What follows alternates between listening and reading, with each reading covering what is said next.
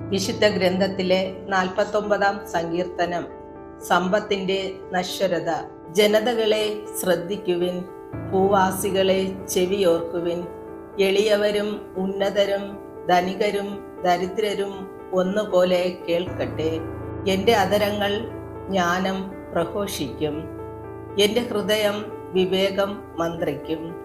സുഭാഷിതത്തിന് ഞാൻ ചെവി ചായിക്കും. കിന്നരനാദത്തോടെ ഞാൻ എൻ്റെ കടങ്കഥയുടെ പൊരുൾ തിരിക്കും. എന്നെ പീഡിപ്പിക്കുന്നവരുടെ ദുഷ്ടത എന്നെ വലയം ചെയ്യുന്നു. ക്ലേശകാലങ്ങളിൽ ഞാൻ എന്തിനു ഭയപ്പെടണം? അവർ തങ്ങളുടെ ധനത്തിൽ ആശ്രയിക്കുകയും സമ്പത്തിൽ അഹങ്കരിക്കുകയും ചെയ്യുന്നു. തന്നെ തന്നെ വീണ്ടെടുക്കാനോ സ്വന്തം ജീവന്റെ വില ദൈവത്തിനു കൊടുക്കാനോ ആർക്കും കഴിയുകയില്ല. ജീവന്റെ വിടുതൽ വില വളരെ വലുതാണ്. എത്ര ആയാലും അത് തികയുകയുമില്ല.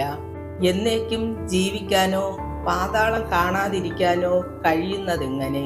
ജ്ഞാനിപോലും മരിക്കുന്നെന്നും മണ്ടനും മന്ദബുദ്ധിയും ഒന്നുപോലെ നശിക്കുമെന്നും തങ്ങളുടെ സമ്പത്ത് അന്യർക്കായി ഉപേക്ഷിച്ചു പോകുമെന്നും അവർ കാണും.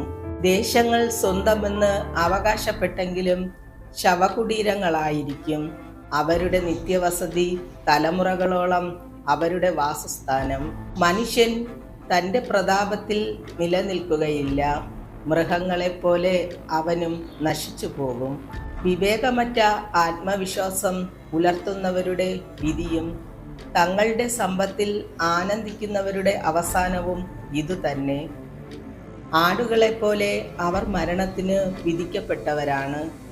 മൃത്യുവായിരിക്കും അവരുടെ ഇടയൻ. നേരെ ശവക്കുഴിയിലേക്ക് അവർ താഴും. അവരുടെ രൂപം അഴിഞ്ഞു പോകും. പാതാളമായിരിക്കും അവരുടെ പാർപ്പിടം.